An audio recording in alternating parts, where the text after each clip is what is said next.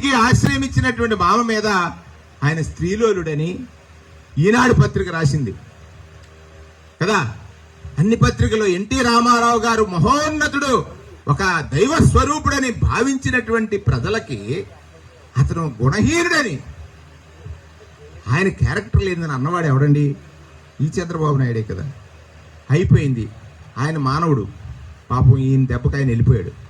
కానీ ఇక్కడ సాక్షాత్ మనకి ఒక నానుడు ఉంది, ఇప్పుడు చెప్పాలో చెప్పక్కల్లా.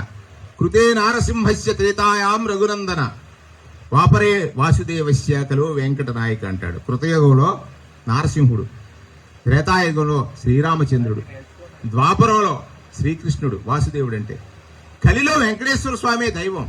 దైవంతో ఆటలాడుతున్నాడు. ఎన్టీఆర్తో ఆటలాడినంత ఈజీ కాదు. కాలం ఆయన కన్నెర చేస్తే ఏం జరుగుతుంది, మనం ఏం చేయక్కర్లేదు, బ్రహ్మాండంగా అన్నీ వాడే చూపిస్తాడు. ఇవి నేను నమ్మినటువంటి నా విశ్వాసంతో నేను ఈ మాటలు మీకు చెప్పాను.